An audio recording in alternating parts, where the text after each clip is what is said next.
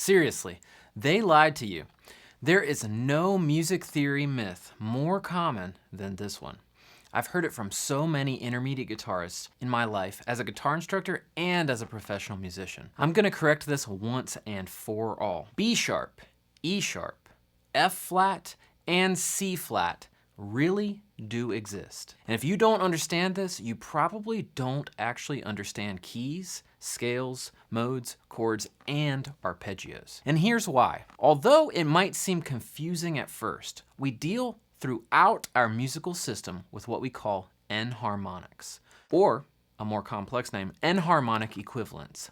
That's just a really fancy wording for notes that have two different names. Examples of those would be A sharp and B flat, C sharp and D flat, D sharp and E flat, F sharp and G flat, and also G sharp and A flat. Now, many early music teachers claim that C flat, F flat, B sharp, and E sharp don't exist because they think that they are simplifying our note system for people. The reality is, it's way simpler to just look at our note system like this. A, B, C, D, E, F, and G are all natural notes. That means no sharps, no flats. And any of these notes could be sharped. So you could have A sharp, B sharp, C sharp, D sharp, E sharp, F sharp, or G sharp. All that sharp means is to raise the note by 1/2 step. And on guitar, that's 1 fret towards the body. And also any of these natural notes could be flattened or flatted. A flat, B flat, C flat, D flat, E flat, F flat, and G flat. And flat simply means to lower any note by 1/2 step, moving 1 fret towards the headstock. So all that a sharp means is to raise a note by 1/2 step, and all that a flat means is to lower a note by 1/2 step. If all the other notes have two names, which they do, then why wouldn't E sharp, B sharp, F flat, and C flat also have two names?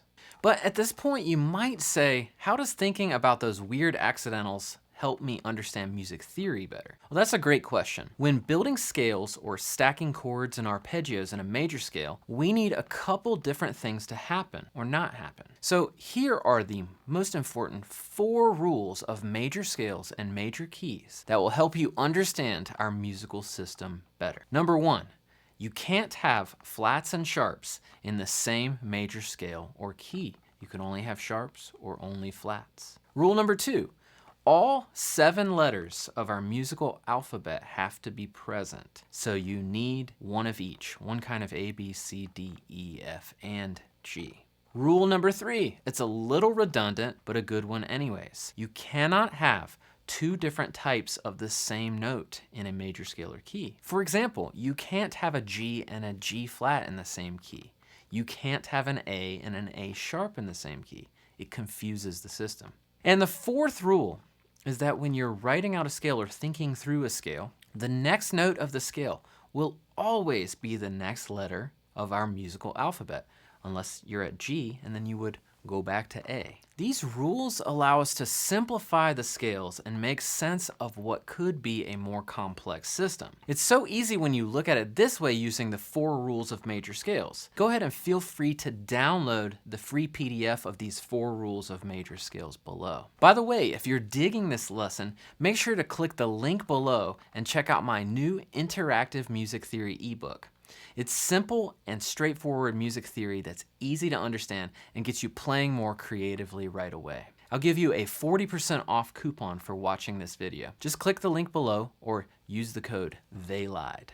All right, so what, Daniel? If I follow these 4 rules, and now suddenly I have to use the notes B sharp, C flat, E sharp, and F flat, this is dumb. Well, this doesn't quite fully answer the question as to why we would use these other notes. To make 100% sense, let's go ahead and look at the keys that use these funny accidentals. Remember, we are creating major scales, so we will use the whole, whole, half, whole, whole, whole, half formula to build any major scale. And of course, that system is a 7-note system, and we number those notes 1, 2, 3, 4, 5, 6, 7, back to 1. Let's look at the key of F sharp major. Let's play this scale on the low E string, and we'll start on the 2nd fret here on F sharp. We have F sharp, we'll go up a whole step, G sharp, whole step, A sharp, half step, B, whole step, C sharp, whole step, D sharp, and here's where the funny one comes. A whole step, and what a lot of people would do is call this note F. And yes, technically it's an F, but in this key we really need to use all 7 letters of our musical alphabet, and we need to call it E sharp. Now in your brain, if you want to think about it as an F, that's fine, but you should know that if you're communicating about it, 1, 2, 3, 4, 5, 6, 7, the 7th note of this scale is actually an E sharp. And then we go a half step, and we're back at F sharp. So we succeeded in creating this scale by using each of the letter names only once. F sharp, G sharp, A sharp, B, C sharp, D sharp, E sharp, back to F sharp. And I know that the 7th note of the scale is an E sharp. And if you compared this scale to, say, the key of F major, it's an easy comparison because the key of F major starts on F, the 7th note is E, right? So there's this like half-step relationship. They're a half step apart. So then the 7th being E sharp on the F sharp major scale, it's only an E on the F scale. Now, let's look at another one of these funny keys that has some of these funny accidentals. The key of G flat major. Now, the interesting thing is F sharp and G flat are actually the same key. But in being a professional musician or being a musician who plays with a lot of different people, you want to actually be able to play in both of these keys. So the key of G flat major, we'll start on G flat, and a whole step up to A flat, whole step, B flat, a half step, the next letter of our alphabet is C, but what most of you probably want to do is go G flat, A flat, B flat, B.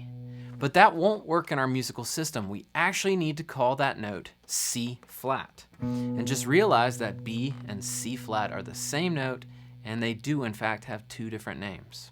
So that's G flat, A flat, B flat, C flat, the 4, up to D flat, E flat, F, G flat. So in that key of G flat major, that C flat is the only kind of funny note.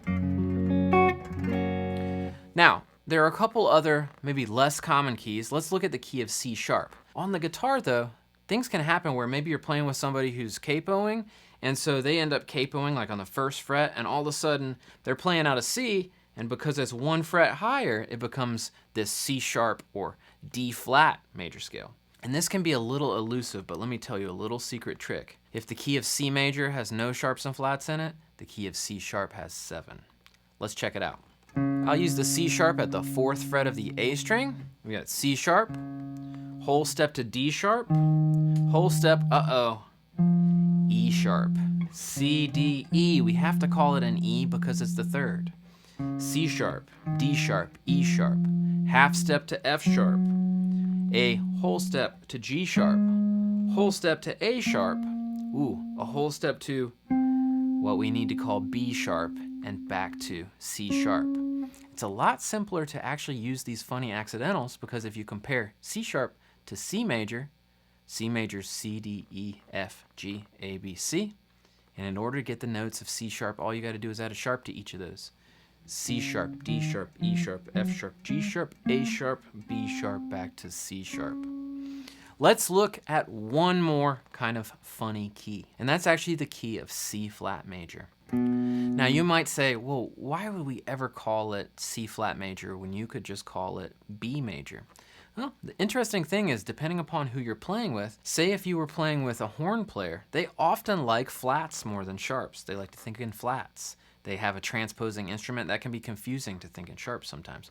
While if you were playing it with a violinist or fiddle player, they might like to think about it in sharps as B. So you as a guitar player, and being the good musician that you want to be flexible in this way where you can think through all these 15 logical major scales as smoothly as possible. So the key of C flat major, we'll have C flat, whole step to D flat, whole step to E flat, a half to F flat, a whole to G flat, a whole to A flat, a whole to B flat, and a half back to C flat. Now, if we started mixing in a bunch of natural notes and or sharps, that key wouldn't make any sense. But when you compare it to C major, it's very, very simple because it's just C major with every note flatted. Now, this all starts to make way more sense, especially when you start to build chords, triads, and seventh chords. If you're using the other system where you believe that E sharp, B sharp, F flat, and C flat don't exist, well, these triads and seventh chords just won't make any sense whatsoever. By following the 4 rules of major scales and keys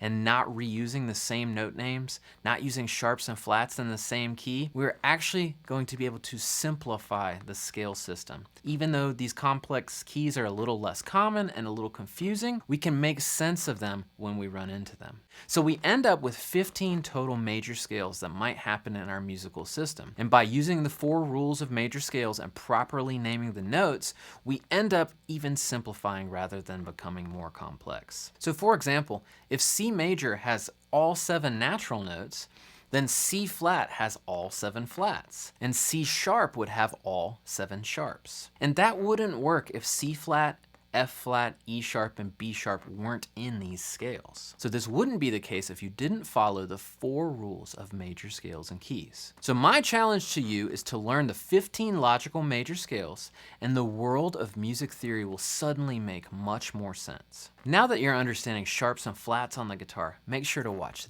this video next.